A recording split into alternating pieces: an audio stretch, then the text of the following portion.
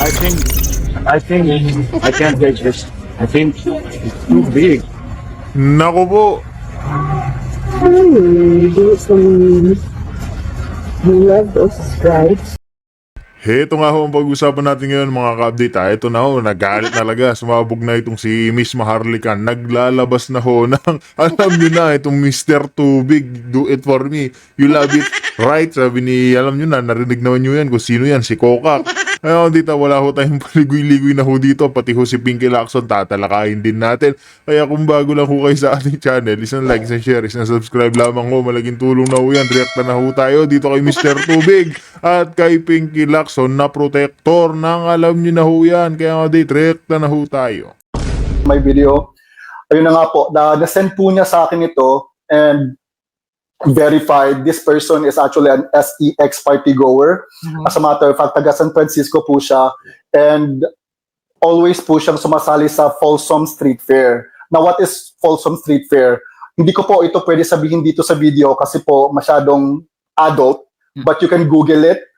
That's FOLSOM Street Fair. Yan po. Parati po siyang sumasali dyan. He's always present in the SEX party scene. And ayun po, naka-receive po siya ng message tsaka pinasali po siya sa isang private SEX party. At tsaka ito na nga po ang resulta nito. So again, before we go to that po, to the audio, let me just say, nakarapatan po nating bawat mamamayang Pilipino na pilitin po natin ang ating Pangulo na mag-take ng hair follicle test. Kasi po karapatan po nating malaman kung nasa maayos po na pag-iisip ng Pangulo natin to lead a country. Kasi hindi po isang, dalawa o tatlong buhay lang ang minamanage niya. Ang dami pong buhay. Buong bansa, buhay ng mga mamamayang Pilipino po ang nasa linya nito. Dapat po tayo magalit, dapat po nating pilitin kasi ito po ang only way na malaman natin kung nasa tamang pag-iisip po ang Pangulo natin. Again, this video is up for interpretation and it's totally up to you. Di ba? Sabi nung diyan sa video na according kay Dean ay si Bangag yan na I think I can take it kasi it's too big. Masyadong malaki yung kartada, di ba?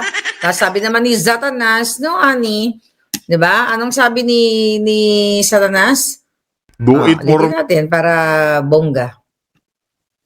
Honey, do it for me. Diba? So, nagkaroon na yan ng development. Aba, andyan na yan ang development. Kaya nagkaroon ng tubig. Okay, ayan. May mga sunod-sunod na post si Dean. Ayan, breaking. Got in touch with Mr. Tubig. We're trying to figure out the logistics of an interview. Stay tuned. Ayan, tignan mo, may tubig. Matapang na hinaharap ni Dean Chase etong issue na ito simula nung November. Ayan, na-meet niya si Mr. Tubig. Then, ayan, may mga susunod siyang mga videos.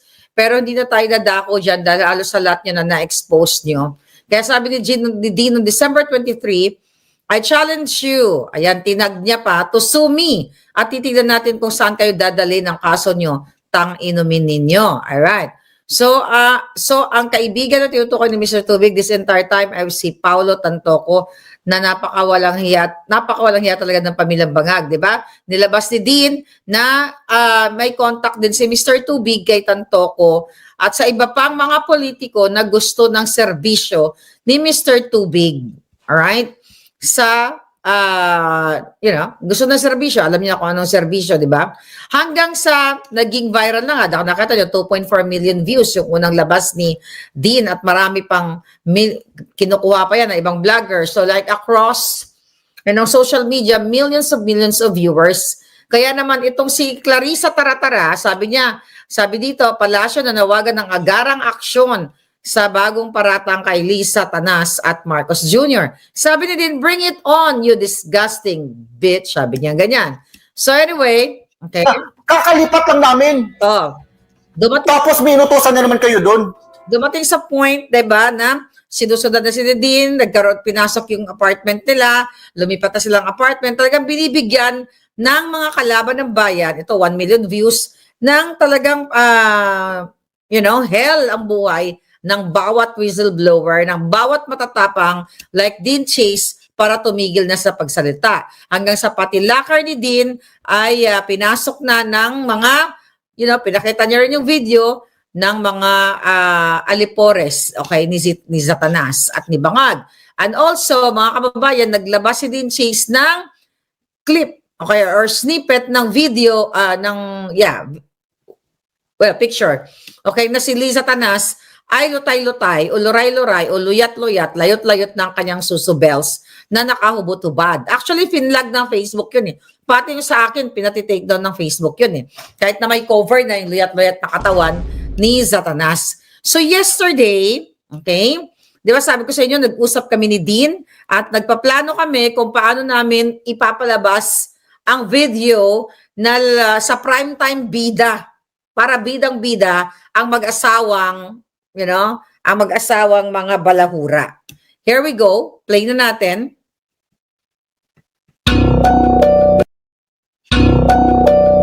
Right off the radar this.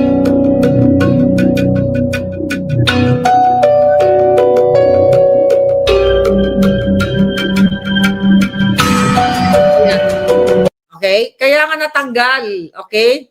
Ayan, no? Actions we've taken impact for tinanggal nila ang picture na nakahubad si Liza Tanas. Sa akin din na-report nila. Ganito talaga ang mga bangag. Kapag nagsalita ka, either gurgurin ka, i-report, ipa-take down yung Facebook mo. Ako, 2 Facebook page, diba, ang na-take down sa akin. So, yan. Pinipresent sa atin ni Dean Chase kung anong ginagawa ng bangag administration na ito.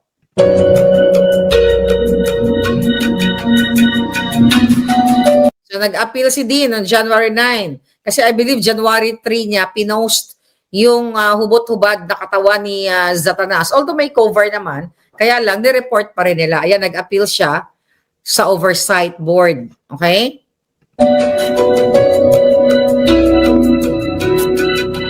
So, sabi ni Dean sana, so far, sinubmit niya sa White House. Okay, pwede ka kasi mag-email dito, no? Sa Amerika, i-email mo. Baka nga pinagpipiyastahan na nila, mo kadiri, yung orgy nitong mag-asawang bangag at ni Mr. Tubig. Okay, sabi ni Dean ay na-notify na sila through email na na-receive na ng government ng Amerika yung kanyang sinend. I just don't know kung anong exactly ang, message niya, yung attachment, di ba?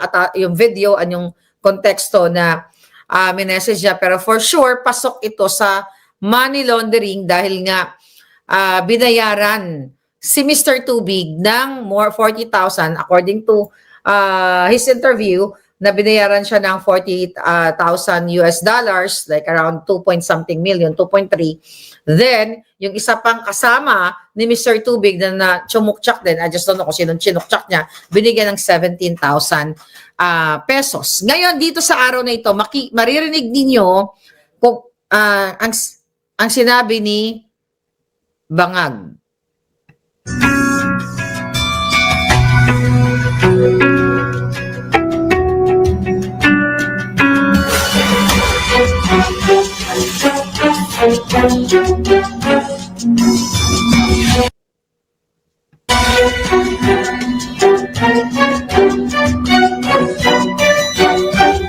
Yan na.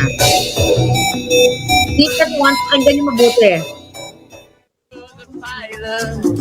Wash his hands. No, you don't have to book a ride. No, you don't have to book a ride. Remember, sinabi ni Mr. T, okay? At doon sa kanyang interview, mga kababayan, did I say dollar, peso, did I say kanina peso, dollar? Dollar yon. We're saying dollars, right? 40,000 US dollars. Anyway, okay, balikan natin to. You can have one of our drivers take you. Okay, di ba? No. Alam mo, kilala ko kasi si Satanas. Nakakausap ko siya, kaya kilala ko ang boses niya. So ngayon, mga kababayan, sinabi din yan doon sa interview ni Dean na sa kanyang mga audio, video na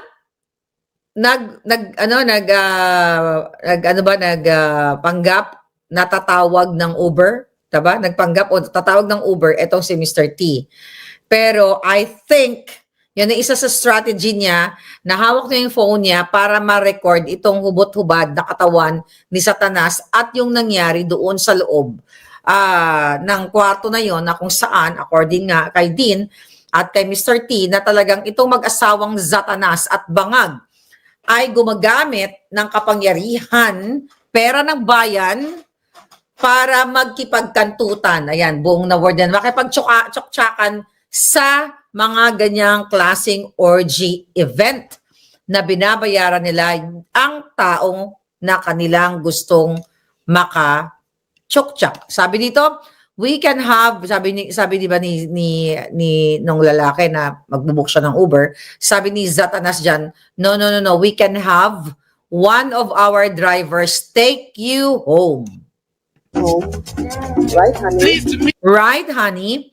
Alam nyo, pag kilala mo yung isang tao, okay, sino sa inyo dyan, yung mga nanonood na kilala si Satanas, yung boses, the way na i-deliver yung boses, the way na magsalita, mare-recognize mo, ma-identify mo kung talagang eto yon. Wala pang video, although, you know, ayan ang mukha ni Satanas, di ba? Pati yung pananalita niya, this is very New York Dugyots. No, di ba? Tignan natin. Meet you. Hope you guess my name. Okay, money is not an issue. Alright? Kasi gusto na umuwi ni Mr. Tubig. But what's puzzling you is the nature of my game. Just stay. We'll have fun. And this is very Bangag's voice. Ilang beses ko na nakaharap si Bangag. Alright? Personal, hindi lang napapanood. Ilang beses na, and this is very Bangag's voice. Yes, ayan, may datatat, binanggit yung pangalan. Your pay will be as handsome as you. Okay? Ano sabi niya? She called him by his name, had to sleep. Okay, blip it, sabi ni Dean. Stuck around St. Petersburg when I saw it was the time. Sabi ni Mr. T, it's not that. It's just, I have an early appointment later today. Kasi madaling araw yan na naganap, for sure. Dahil alam mo, yung mga addictus, madaling araw yan sila tumitira, di ba? Kasi sinabi na rin mismo dyan ni Mr. Tubig na hindi lang tsuktsakan, kundi mayroong party drugs. Right? But I can stay a bit longer. Okay, so ayan ang mga kababayan, yan yung bago ngayon, okay? Sabi ko nga kahapon, hindi pa daw pa uploaded sa sa porn site. Sabi ni Kato B. Well, sabi ko nga sa inyo, pinag-usapan na namin, nag-usap kami ni Dean the other day, 'di ba? Sabi ko sa inyo kung paano ito ipa-primetime bida. Kasi nga naintindihan natin na ang karamihan sa media sa Pilipinas ay duwag, takot na magbalita sa mga ganitong sensitibo. 'Di ba? Tinatakot na nga si Dean, tinatakot na nga ako, except labas ko na yung sarili ko. Naglabas na ang mga sa Malacanang na kesyo kakasuhan daw si Dean Chase about it sa mga mapanirang video. Mga kababayan, ito ay public interest.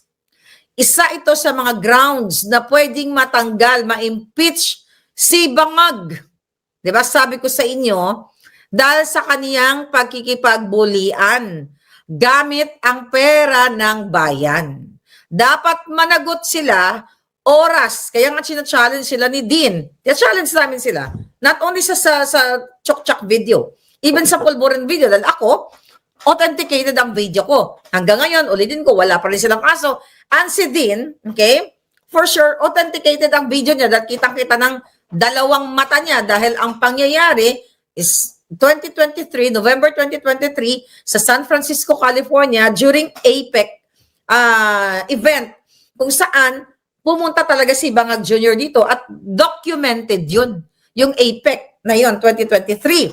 At syempre, para talagang magkaalaman sana mga kababayan, yun nga, mag-file nga ng case si Bangag. Dapat mabilis, di ba? Dapat mabilis na nag-file si Lisa Tanas at si Bangag ng kaso laban kay Dean. November pa yan. Mabilis na yan. Sana naka-receive na tayo ng ano, no? Ayun, tubig. Ayan. Dapat naka-receive na si Dean na ngayon ng letter from law firm. Kasi kaya ni Lisa Tanas at ni Bangag magbayad. 'Di ba? Hindi nga problema yung issue. Bakit November ba? Itong kanilang chuba-chuchu. Nakipag-tsuktsakan blues. Bakit wala pa November, December, 3 buwan na. Mabilis lang 'yan kung ito ay hindi totoo. That million na, the same with Pulburon video na nag-viral, million na ang nakakarinig nito sa boses ni Satanas at sa loray-loray na susobels ni Satanas na kung saan, according to Mr. T, kliyente nila itong mag-asawang Bangag sa tsuktsakan blues gamit ang pera ng bayan. Kung fake news ito, kung ito ay kasinungalingan, dapat the moment na inirelease ni Dean Chase yung audio at yung interview niya kay Mr. Tubig, mabilis pa sa 4:00 dapat ang mga alipores ni Bangag at ang kanilang mga abogado dahil hawak nila ang pondo, bilyon-bilyon nga ang ninakaw nila, di ba? Barya lang ang mga law firms sa kanila dito. Pwede niyang kunin, yan yung mga law firm nila. Diyan, dito na mamahalin per hour, milyon-milyon ang ginagastos nila, pero hindi ma-filean ng case Dean Chase kasi nga doon magkakaalaman sa korte, mga kababayan, ipipresent. Alright? Ipipresent itong video na to kasi sasabihin ng lawyer, di ba, ng abogado sa abogado, eto ba'y paninira mo lang? Ito ba'y gawa-gawa mo lang? Ito ba AI mo lang? Doon magkakaalaman sa Korte Suprema. 'Di ba? Sa legal battle. Okay? Doon sa legal battle na kung ito ba ang video na ito na ang audio at yung mga pictures na pinakita ni Dean Chase ay authentic. Pero ayaw nga mag-file ng case na Lisa Tanas. Ang ginagawa nila, panakot. Ayan, gagawa tayo ng hakbang para mapanagot. Asan yung panagot? 3 months na. Diyan sa tubig na yan. Nasa ng mga media? Bakit hindi nyo ito i-highlight? Di ba? Pinapatakbo kayo ng gobyernong mga salaula. Pinapatakbo kayo ng gobyernong mga adiktos. Mga hindi lang sugapa sa pera, kundi sugapa pati sa laman. Di ba? So yun mga palangga, mga kababayan. Kaya ito yung sitwasyon natin sa ating bayan. Okay, ito ba? Fake news ba ito? Paano maging fake news? So ayaw nga nilang harapin kami. Ayaw nga nilang mag-file ng case. Kung mapatunayan na talagang ito si Bangag. My God. At stake ang kinabukasan ng bawat Pilipino, which is ngayon na kita nyo na pinagdudusahan ninyo kung paano magpatakbo ang isang Bangag na presidente. Gurguran dito, gurguran doon. Ang mga tatay, may nabasa ako yung pagmamalupit, yung mga what do you call that? Yung mga abuse ng mga magulang na mga adiktos sa kanilang mga anak, tumaas ang rate sa Pilipinas. Kasi nga nagbalikan yung mga adik. Eto, sabi ko sa inyo, the reason why kahapon pinag-usapan natin na itong scripted impeachment nila na sila lang din ang may gawa niyan, sila Bangag, sila rin nagkuntsabahan, in preparation to na kapag nagkaroon na ng primetime bida, dito sa video na ito, pag inilabas na Dean, na pwedeng gamitin against the Bangag at the Bangag president, na siya ay nakipagtsuktsakan, nagpabutas siya ng buli niya, di ba? Nagpapasok siya ng malaking tubig, di ba? Ulitin natin, ay paglabag sa what? Sa konstitusyon, paglabag sa ating batas, betrayal of public trust. Okay? Culpable of what? Culpable violation of the Constitution na lagi nating naririnig. Ginagamit niya ang kapangyarihan ng pagiging presidente at ginagamit niya yung pera ng bayan sa pag-aabuso sa pera ninyo. Nakitang-kita nyo naman na inaabuso, nagbabayad ng buto si Bangag at si Satanas. Pera nyo ito. Ngayon, ang mga media, kasabwat din sa pag-betray sa taong bayan. Kasi dapat, eto, hina-highlight ninyo, wala nga nagbabalita eh. Okay? Tanungin nyo si Dean, interviewin nyo si Dean. Okay? Kung talagang gusto nyong ma-highlight ito sa buong bayan na makita kung gaano sa laula ang mag-asawang bangag na, di ba? Bangag na, mga tsoktsakera pa. Actually, ang dami na natin lalabas na issue na ito, mga kababayan eh. Okay? Bakit ayaw ng media? Takot sila. Baka takot sila magurgur. Okay? Takot sila mapatay, di ba? Hindi naman, you know? Kung talagang gusto nyo to i-verify, etong napakalaking scoop. Titiba kayo dito, mga media, pero ayaw nyong what? Ayaw nyong pag-usapan. Di ba? Titiba kayo, tignan mo. Di ba? Yun nga si Dean, millions and millions of viewers. Di ba? O views ang nakikita. Pero tanga pa rin, I mean, nagmamaang-maangan pa rin kayo, tahimik pa rin kayo. Dahil what? It's either bayad kayo or takot kayo kay bangag. Dapat panagutin, 'di ba? Ang adik at tsoktsakerong botomesang presidente. Okay? Sa ginagawa nila na paglalapastangan sa kapangyarihan at what? Sa pagbayad sa pera dahil lang sa boto para isulod sa iyang buli. Yan, mga kakababayan, ang tunay nation. Anong ginagawa nila ngayon? Ang ginagawa nila ngayon, cover up ng cover up. Oh, wow. Chino Merabueno, grabe naman yung pang New Year mo. Napakalaki. Thank you so much, Palangga. Ayan, ang sabi ni Chino. California, Governor Gavin Newsom, Los Angeles Mayor Karen Bass. Okay. Namit ko yan si Gavin Newsom, Palangga. So anyway, thank you so much. Ngayon, mga kababayan, kaya etong ginagawa nilang hearing dyan, lahat ito cover up. Walang mapapanagot, kundi mga kalaban lang nila sa politika. Wala silang mapapanagot na bangag, na addictus, kasi mga kababayan, okay, gusto nilang what? Gusto nilang pagtakpan ang kasalaulaan ng presidenteng bangag. Kagabi, nanood kayo, di ba? Na, I don't know, kung nanood kayo nitong impeachment, flood control pa rin.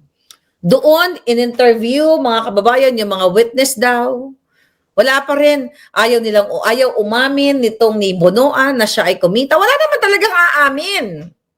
Okay? Walang aamin dyan. Di ba yung si Alcantara, di ba? Ginawa pa nilang mga state witness.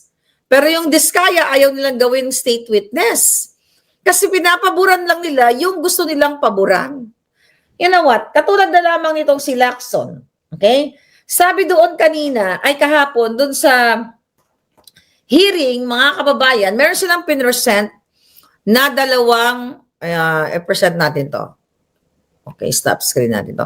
Meron silang ipinresent, si Lacson, na dalawang testigo daw, laban dito kay Diskaya. Okay? So, ipakita muna natin to, yung sinabi nitong, okay, ito ba yun? Alright. Okay. Ito yan, okay, pakinggan nyo to, maiksi lang to. Here we go. Oh. 2:20. Okay, tingnan natin yung time 2:20. Tingnan nyo to kung gaano kaano si Lacson dito. So, meron silang pinresent na dalawang nakamaskara. Pakinggan nyo lang yan. Ito yung mga real names nila, pero kindly administer the oath to the two new witnesses. Kindly stand up. Kindly raise your right hand. Pakinggan nyo yan. Please solemnly swear to tell the truth, the whole truth, and nothing but the truth in this proceeding.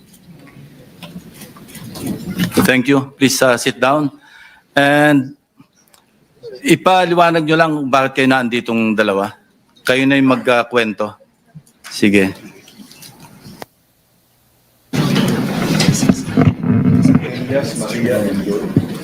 Good afternoon po. But we have their real names. Nandiyan naman sa invitation.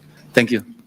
Okay, so we are working for our boss, Rico Ocampo, who was the previous tenant of 30 Tamarind at Forbes Park. 30 Tamarind. 30 Tamarind South Forbes. South Forbes, Yeah. sir.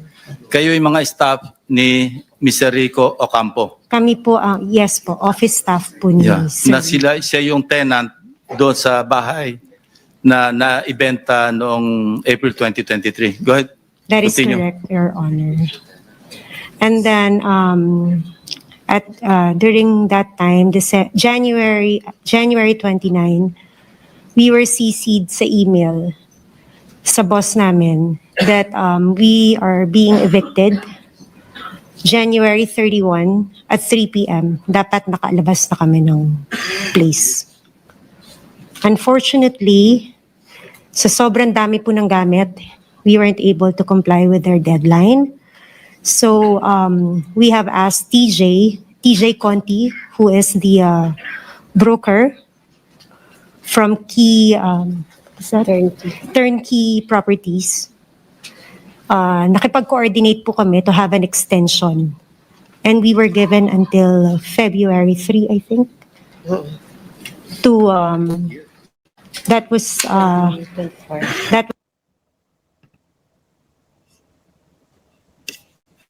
already 2024 po.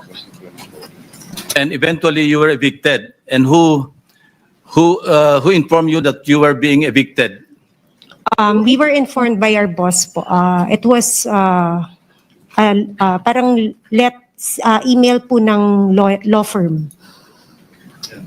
And then sinisi po kami ng boss namin for us to be aware that we have to leave the place by January 31, 2024 at 3 p.m. Yeah, I was able to talk to your boss, si Mr. Rico Ocampo. And he made mention na meron kayong nakaharap nung you were forcibly being pushed out of the residence. Nabanggit niya si Carla Discaya.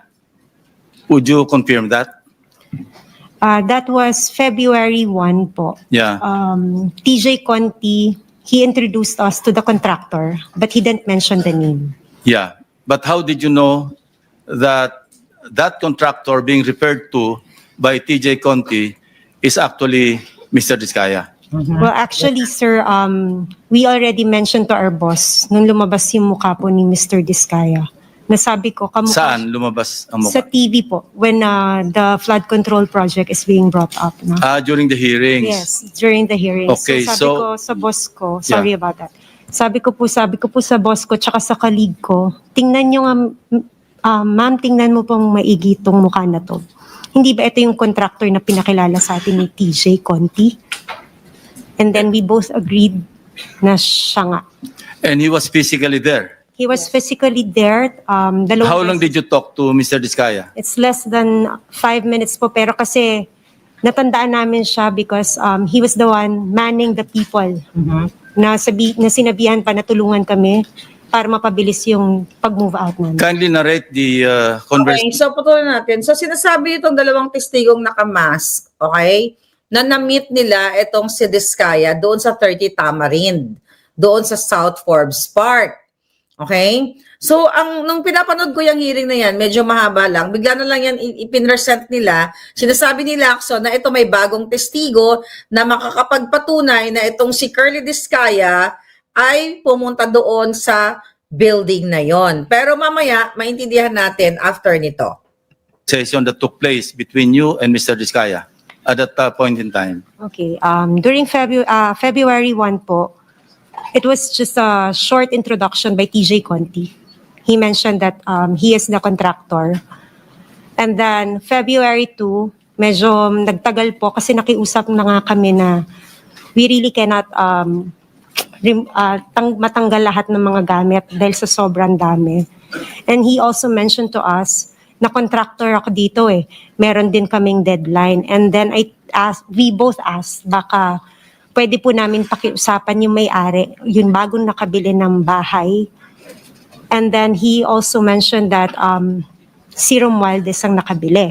Okay, so patuloy muna natin. So ang kwento nitong dalawang ito, tenants sila, nangungupahan sila doon sa building na yon, which is yung 30, yung bahay na yon, 30 Tamarind Street. Alright? So, ang gusto nilang i-portray dito, ang ipaalam sa taong bayan na na-meet nga nila itong si Curly Discaya na sinasabi niya, sinasabi daw ni Curly Discaya na, tenant din kami dito. Okay? At ang susunod dito na pangyayari, And then after po nun, That's according to Mr. Diskaya. that is according Okay. to the contractors. Now, nandito tayo ngayon sa pagdinig, ano? Kung makikita niyo personal, si Carla Diskaya, makikilala niyo? Yes, Your Honor. Pakituro niyo nga kung naandito siya sa loob ng session hall. Lapitan niyo na lang kung sino diyan sa among the resource persons. Hindi, lapitan mo na lang at hawakan mo na lang sa balikat, hindi magagalit yan. kita mo yan, kung di ka ba nang Ayan, dyan pa lamang ho mga ka-reaction of DPH ha. Halatado na itong tanim ebidensya ni Pinky Lacson. Tapos tuwing tinatanong itong dalawang witness na si Joy at si May. Yan.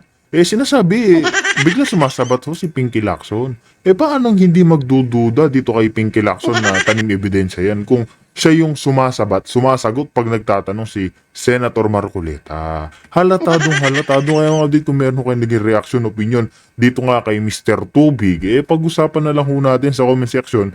Kaya dito na ho natin tatapusin ang ating reaction video.